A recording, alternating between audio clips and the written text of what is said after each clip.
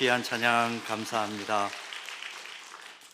설명절 맞이하면서 그동안 도시 나그네로 살던 분들이 고향 앞으로 가는 긴 행렬들을 봅니다. 3년 만에 사회적 거리두기가 폐지되고 또 대면이 가능한 그런 설이기 때문에 더 그런 것 같습니다. 한 외국인이 그렇게 표현을 하는 것 들었습니다. 꼬리에 꼬리를 물고 자동차들이 고향 앞으로 가는 그 모습을 보면서 경건한 종교 의식을 보는 것 같다고 그렇게 평가하는 것도 들었습니다. 건강한 가정 또 가족 관계의 소중함을 다시금 생각하게 하는 귀한 명절입니다. 사실 사람에게는 고향을 그리워하는 것이 내면 세계에 있는 본능이죠. 그래서 마음에 상처가 있고 또 몸이 지치면 늘 생각나는 것이 따뜻한 부모님의 품이고 또 고향이기도 합니다. 언제나 갈 수 있는 고향이 있는 분들, 또 고향 집에 부모님이 살아계셔서 따뜻한 손길로 맞아주는 그런 상황이 있는 분들은 참 복이 많은 분들입니다. 연세가 높으셔도 그런 분들 있으신 거 보면 참 복이다 싶습니다. 그런데요, 그렇지 않은 분들도 참 많습니다. 이런 형편이 아니신 분들 있죠. 어떻게 할까요? 주님 안에 있다면, 하나님의 자녀라면 낙심하거나 마음 섭섭해할 이유가 없습니다. 고린도후서 5장 1절 말씀 한번 보겠습니다. 이런 말씀 기록되어 있습니다. 만일 땅에 있는 우리의 장막집이 무너지면 하나님께서 지으신 집, 곧 손으로 지은 것이 아니요 하늘에 있는 영원한 집이 우리에게 있는 줄 아느니라. 쉬운 성경을 보면 이 말씀을 좀 더 정확하게 이렇게 번역을 해놓았습니다. 우리는 우리가 거하는 땅에 있는 천막집이 무너지면 하늘에 있는 영원한, 다른 번역을 조금 더 참고하면 이 영원한 집이라고 표현되어 있는데 이렇게 표현을 했습니다. 영원한 고향집이 우리에게 있을 것을 압니다. 그것은 사람의 손으로 지은 것이 아니라 하나님께서 지으신 영원한 고향집입니다. 그렇게 번역을 했습니다. 사람이 손으로 지은 고향집, 아무리 견고하게 지어졌어도 언젠가는 낡아서 사라질 수밖에 없고, 우리를 낳아주신 부모님 역시 언젠가는 먼저 하늘의 부르심을 받고, 하나님의 부르심을 받고 하늘나라로 가실 수밖에 없습니다. 그러나 하나님을 아버지로 모신 믿음의 자녀들은 하나님께서 직접 지으신 절대로 무너지지 않는 영원한 고향집이 있다는 것을 늘 기억해야 합니다. 명절이 될 때마다 북한에 고향을 두고 오신 우리 실향민 집사님들 가끔씩 연락합니다. 참 마음이 허러우세요.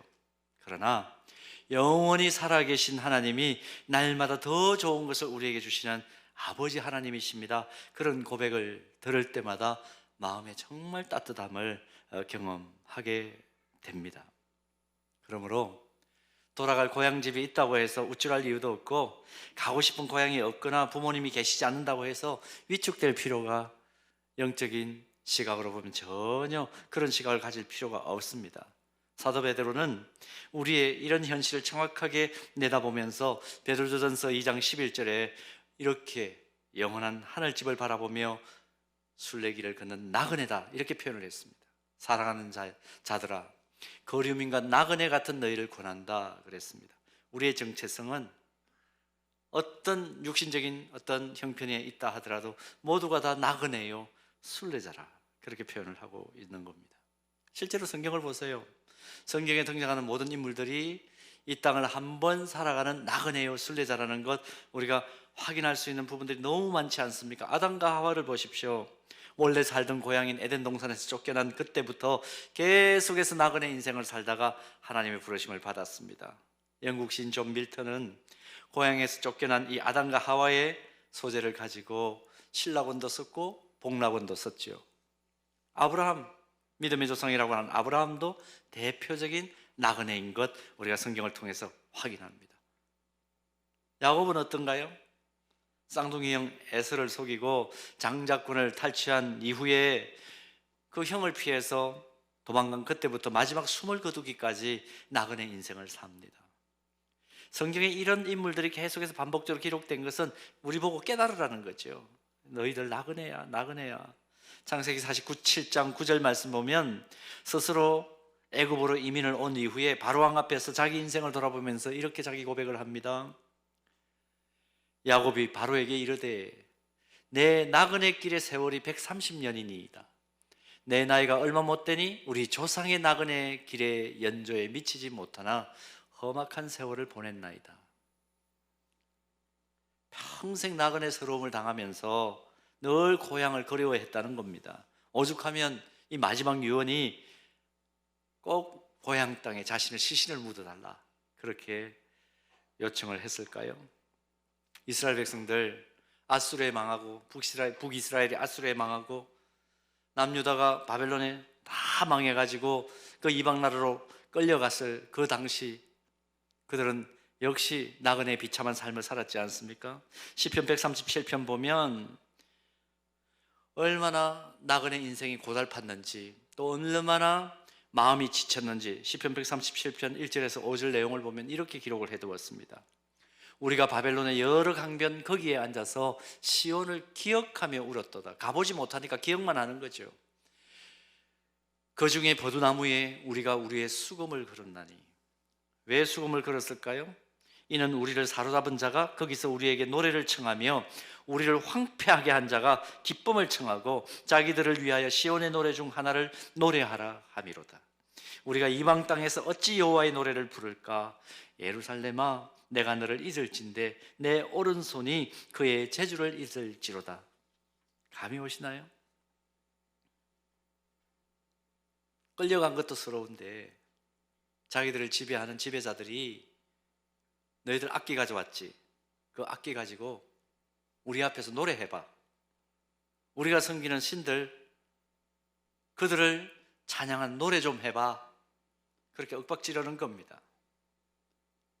이름도 알지 못하는 어느 강가에서 조그마한 움막을 짓고 험한 거처에 거하면서 고향 예루살렘을 생각하면서 늘 한숨과 눈물을 짓고 있는데 지배자들이 그들의 신 앞에서 노래하라고 너희들 가져온 악기로 한번 우리를 즐겁게 해보라고. 마음이 어땠을까요? 그래서 이스라엘 백성들 이렇게 얘기합니다. 내 수금은 버드나무에 걸어버렸다. 안 보이게 했다는 얘기죠. 또 오른손은 그 손은 연주 기법을 잊어버렸다. 그렇게 얘기를 합니다. 앞에서 노래할 상황이 아닌 거죠. 여하튼 성경을 계속 읽어 나가다 보면 타향살이에 이골이 난 민족이 택한 이스라엘 민족입니다. 그리고 역사의 흐름 속에서 유대인들만큼 타향해서 서름당하고 배척당한 민족이 있습니까? 우리가 그 역사를 잘 알고 있죠. 자, 이런 배경을 이해하면서 오늘 본문을 한번 보십시오. 오늘 본문에는 자기 조상들처럼 타향살이를 하는 유대인 모르드게라는 인물이 등장을 합니다. 유대인 베냐민 지파에 속하는 사람인데 바벨론의 포로로 잡혀간 조상들이 이제 이 바벨론이 또 역사의 흐름 속에서 페르시아 제국의 멸망을 당하지 않습니까? 성경에는 바사 제국이라고 되어 있습니다. 여기에 멸망을 당한 이후에 그 당시에 멸망을 딱 당할 그 시점에 페르시아 제국의 황제가 자, 고향 땅에서 어쩔 수 없이 끌려온 유대인들 가운데 고향 땅 돌아가고 싶은 사람 돌아가세요. 그렇게 허락을 해줍니다. 근데 이미 삶의 뿌리가 거기에 많이 박혀 있으니까 그때 허락을 받았지만 고향 땅으로 돌아가지 않고 계속해서 페르시아 제국에 남아 있었던 사람들이 있어요. 그 사람들 중에 한 사람이 누구냐 하면 모르드게라는 사람입니다. 요즘으로 말하면 이라크 내전 양상 때문에 많은 상처를 입고 있는 시리아에 거주하는 유대인들이 이 모르드게의 후손들이라 그렇게 요즘 역사 속에서는 보고 있습니다. 자, 타향살이를 합니다. 얼마나 험악하고 섭섭한 일을 많이 당했겠습니까? 그 내용이 기록된 전체가 에스더서입니다. 페르시아 사람들 호락호락하게 대했을까요?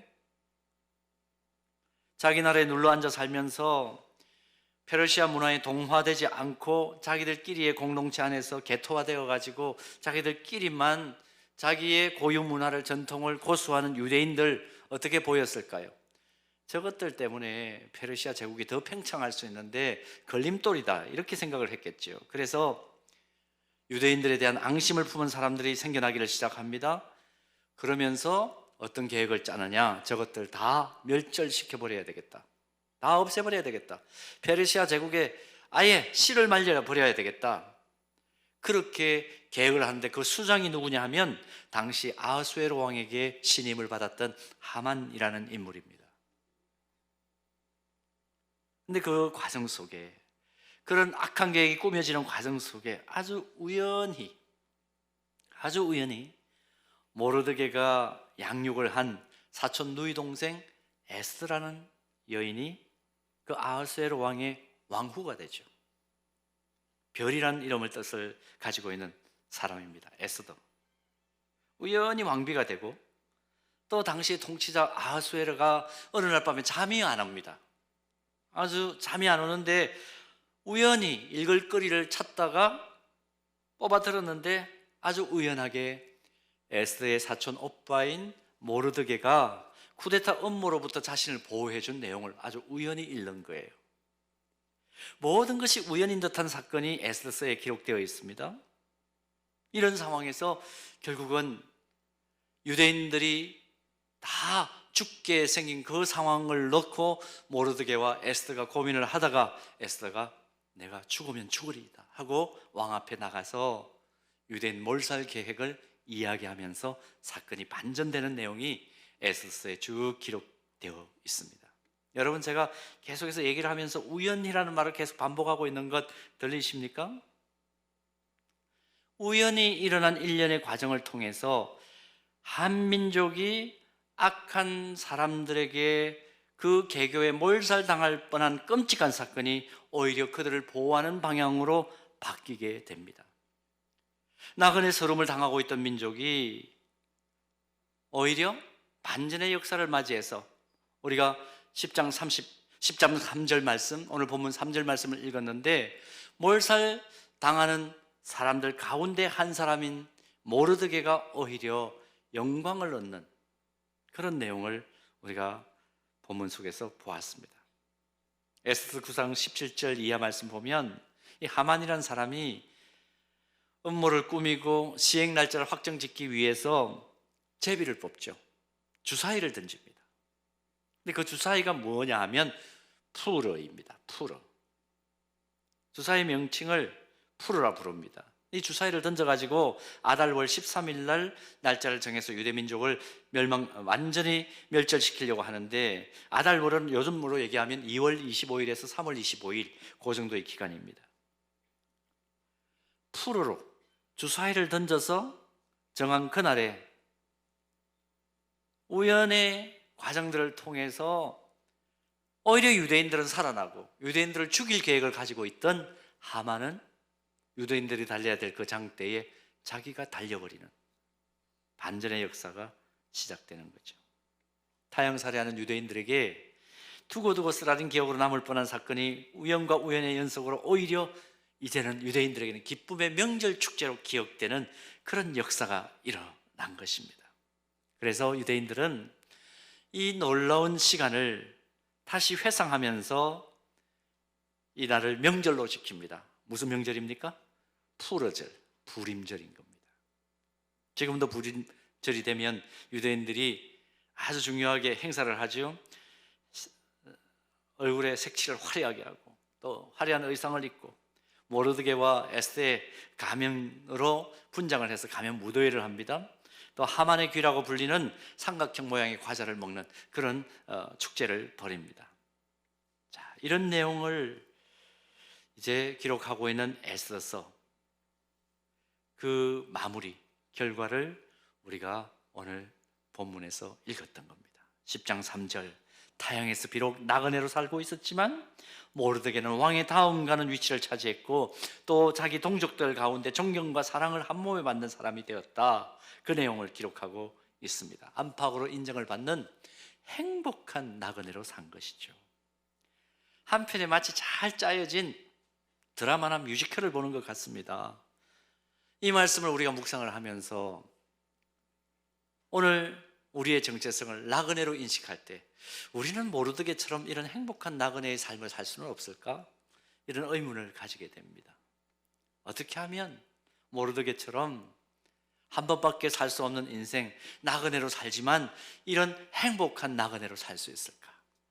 오늘 본문에서 그 길을 함께 찾아보십시다.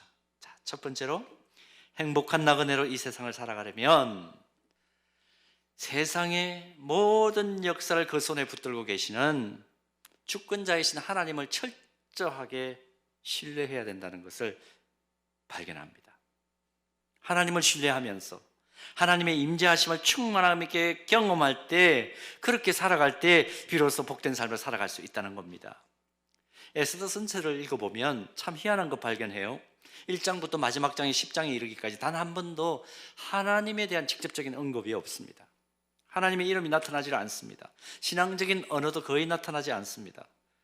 다른 성경과 완전히 달라요. 분명히 하나님에 관한 내용을 기록은 하고 있는데, 그래서 성경 속에 들어와 있긴 않는데 신앙적 색채가 전혀 없이 세상의 역사를 기록한 것이 10장 안에 기록하고 있는 것이 에스더서입니다. 성경학자들은 그래서 조금 레디컬하게, 아주 급진적인 성경학자들은 그렇게 얘기합니다. 이 세속적인 책이기 때문에 이건 사실 성경이 아니다라고까지 얘기를 해요. 그런데 왜 에스더서를 우리는 성경 66권 속에서 귀한 성경으로, 귀한 하나님의 메시지로 받아들일까요? 이유가 있습니다. 비록 하나님에 대한 직접적인 언급은 없지만 세상 역사를 주관하시는 분이 바로 하나님이시다 하는 메시지가 에스더서에는 관통합니다. 하나님의 강력한 임재가 있을 때 모든 것이 우연인 것 같아 보이지만 그것은 우연이 아니라 하나님이 이루어 가시고 다루어 가시고 모자이크 해가는 역사다. 이것을 에스더서는 우리에게 아주 명료하게 말씀을 해 줍니다. 그러므로 에스더서는 세계의 모든 역사는 하나님의 계획과 섭리 안에 움직인다는 진리를 정언하는 책으로 이해되고 받아들여져서 성경 66권의 중요한 위치를 차지하고 있는 겁니다. 다시 말하면 하나님의 백성의 구원 역사, 우리가 영적인 영역들만 자꾸 생각을 할 수 있는데 하나님은 영적인 영역인 뿐만 아니라 우리의 구원 역사, 영혼의 구원 역사, 구속사라고 그러죠. 그 구원의 역사뿐만 아니라 세속의 역사, 세속사까지도 함께 통합하여 다루어 가시는 하나님이시다. 그러므로 구속사와 세속사는 결코 분리될 수 없다는 것을 정언하는 것이 오늘 에스더서예요. 사람의 시각으로 보면 하만의 유대인 학살 이 계획에 맞서서 죽으면 죽으리라고 고백하고 왕에게 나선 이 에스더의 용기 있는 결단이나 그 이후에 일어난 극적인 반전 사건들 속에 전혀 하나님은 보이지 않을 수 있습니다. 보이지 않습니다. 그냥 모든 것이 우연인 것 같아요. 논리적으로나 합리적으로 도무지 이해가 안 되죠. 그런데 인간의 머리로는 도무지 이해할 수 없어도 세상 역사 속에 일어난 모든 사건이 철저히 택한 백성을 구원하시기 위한 하나님의 주도 면밀한 계획 가운데 아름답게 모자이크된 사건과 사건의 연속이다. 에스더서를 통해서 우리가 그 놀라운 사실을 발견하는 겁니다. 유대인들의 현대 역사를 보면 유대인들이 어떤 성경을 가장 많이 읽었느냐, 특별히 2차 세계대전 당시에 나치 정권 아래에서 유대인 대학살이 일어났지 않습니까? 더 홀로코스트라 그렇죠. 그 사건이 일어났을 때 죽음의 소용소에서 유대인들이 가장 소중하게 읽고 묵상했던 성경이 뭐냐 하면 에스더서예요. 왜 그랬을까요? 죽음의 공포에 휩싸인 유대인들이 에스더서를 암송하고 묵상하면서 하만의 계략에서 구원받은 우리 조상들처럼 주여 우리도 구원하여 주옵소서, 우리에게도 반전의 역사를 허락해 주옵소서, 그렇게 기도했을 것이 틀림이 없습니다. 죽음의 가스실로 가는 길에 에스더서를 반복해서 읽으면서 그들 가운데 임재하셔서 마침내 화를 복으로 바꿔주시는 하나님, 그 구원의 하나님에 대한 희망의 끈, 소망의 줄을 놓지 않고 그들은 에스더서를 묵상했던 겁니다. 필립 얀실은 기독교 작가가 있습니다. 이분이 2500여 년 전에 일어난 이 에스더서에 기록된 우연과 같은 유대인의 구원 사건을 놓고 이렇게 설명을 합니다. 인간의 모든 삶은 하나님의 뜻에 의해 좌우된다. 우연히 일어나는 것은 아무것도 없다. 모든 우연적인 사건은 하나님께서 하나님의 자녀들을 구원하기 위한 하나님의 원대한 계획 속의 조각이라는 것을 절대로 잊어버리면 안 된다. 저는 옳은 해석이라고 봅니다. 사랑하는 여러분, 지금 우리는 본향을 향해 나아가는 나그네의 삶을, 순례자의 길을 지금 가고 있는 상황입니다. 아직 본향에 들어가지 못한 상황이기 때문에 때때로 세상 한복판에서 혼자 지고 가기에는 너무 버거운 짐을 지고 우리가 비척거리면서 비틀거리면서 가고 있는지도 모르겠습니다. 마음 답답함, 어디에서도 풀어낼 수 없는 짓눌린 마음을 안고 살아가나요? 아예 납작 엎드려져 가지고 도무지 일어설 기미가 보이지 않는 그런 고난과 고통 속에 살아가고 있나요? 이런 상황 속에서 우리가 오늘 에스더서를 통해서 깨닫는 교훈이 있습니다. 무엇입니까? 모든 구원과 우리에게 주어지는 자유와 해방은 역사의 주관자이신 하나님으로부터 온다. 이 위대한 진리, 역사의 주권자이신 하나님을 신뢰하고 하나님의 임재 가운데 있다면, 그 품 안에 내가 있다는 것을 확신한다면, 사람의 눈에는 우연같이 보이는 일이라 할지라도 그 일을 통해서 하나님은 하나님의 자녀인 나를 구원하실 뿐만 아니라 궁극적으로 그의 사랑하시는 자녀인 나를 모르드게처럼 높이시고 그 주변의 사람들까지도 살려내는 축복의 통로로 나를 세우실 것이다. 그 믿음을 가지고 우리는 다시 일어설 수 있는 겁니다. 하나님의 품, 세상의 주권자이신 주님의 품에 내가 있다면 언제나 기적은 일어날 수 있다. 오늘 이 설명절에 우리 다시 한번 이 놀라운 진리를 깨닫고 믿음의 전진을 이루어가는 은혜가 있기를 주님의 이름으로 축복합니다. 자, 그런가 하면 두 번째로, 행복한 나그네로 이 세상을 살아가려면 하나님께서 주신 사명을 전심을 다해, 최선을 다해 감당해야 합니다. 본문 3절 우리 같이 한번 볼까요? 다 같이 읽겠습니다. 정말 모르드게에게 주어진 복이 무엇인지를 우리가 볼 수 있는 대목입니다. 다 같이 봉독합니다. 유다인 모르드게가 아하수에로 왕의 다음이 되고 유다인 중에 크게 존경받고 그의 허다한 형제에게 사랑을 받고 그의 백성의 이익을 도모하며 그의 모든 종족을 안위하였더라. 아멘. 이 구절의 의미를 조금 더 명확하게 이해하기 위해서 현대인의 성경 번역을 다시 한번 보겠습니다. 잘 보십시오. 유다 사람 모르드게는 크셀크세스 황제 다음가는 지위를 얻어 국무총리가 되었으며 모든 유다 사람의 사랑과 존경을 한 몸에 받았다. 이것은 그가 유다 사람의 이익과 자기 민족의 복지를 위해서 최선을 다해 일했기 때문이다. 어떻게 일했다고요? 최선을 다해서. 크셀크세스라는 이름은 아하수에로 왕의 헬라식 표현입니다. 모르드게가 얼마나 큰 영향과 지위를 얻었던가, 얼마나 회복의 기쁨을 맛보았던가 하는 것을 잘 보여주는 말씀인데, 근데 중요한 것, 모르드게 황제 다음 가는 지위와 명예를 얻었음에도 불구하고 그 달콤함에 취해 있지 않고 자신의 사명을 잊지 않았다는 겁니다. 안주하지 않았다는 것입니다. 자신이 감당해야 될 사명을 계속해서 최선을 다해서, 지성을 다해서, 온 힘을 다해서, 전 인격을 다해서 수행하고 감당했다. 그렇게 기록을 해 줍니다. 참 사람이라는 게 간사하죠. 어느 정도 경지에 오르면 이해는만 하면 됐다, 그러고 느슨해집니다. 그렇게 생각하기 쉬운 것이 사람입니다. 자신이 감당해야 될 책임을 회피해버립니다. 그러다 보니까 개인의 발전도 더 이상 일어나지 않고 그가 속한 공동체도 선한 영향력을 입지를 못합니다. 발전이 없습니다. 자, 이런 점에서 모르드게의 삶은 우리 모두에게 중요한 교훈을 줍니다. 하나님께서 우리를 바라보시고 너 거기에 꼭 맞는 사명을 가진 사람이야, 그렇게 생각하고 세워주셨다면 그 자리에서 하나님께서 주신 소명과 사명을 잊지 않고 성실과 신실함으로 계속 감당할 때, 그때 진짜 복 받는 사람, 복을 나눌 수 있는 사람이 된다는 것을 오늘 깨닫습니다. 우리가 나아가는 대로 살아가는 이 세상, 정말 여러분 눈만 뜨면 어려운 상황이 보이죠. 귀는 굳이 열지 않아도 계속해서 안타까운 소리만 우리 귀에 들립니다. 이 악한 세상, 이 험한 세상, 도대체 어떻게 해야 하나님께서 공의와 정의와 평화와 사랑으로 다스리시는 하나님 나라로 변화될 수 있을까? 변화될 수 있을까? 그런 생각이 문득문득 올라옵니다.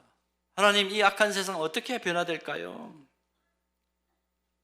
이 상황을 어떻게 반전시켜서 하나님 기뻐하시는 하나님 나라로 세워갈까요? 그런 질문이 우리 안에 탄식과 같이 계속해서 일어나죠. 여러분, 이런 질문을 하고 탄식을 하는 것도 굉장히 중요합니다만은, 그런데 탄식하고 질문하는 것만으로는 절대로 악한 세상을 하나님이 통치하시는 하나님 나라로 변화시킬 수가 없어요. 이 원리를 아십니까? 도대체 어떻게 해야 될까? 모르드게처럼 하나님께서 세워주신 그 자리에서 주어진 사명을 최선을 다해 감당하는 것만이 악한 세상을 하나님의 나라로 변화시키는 원동력이 될 수 있습니다.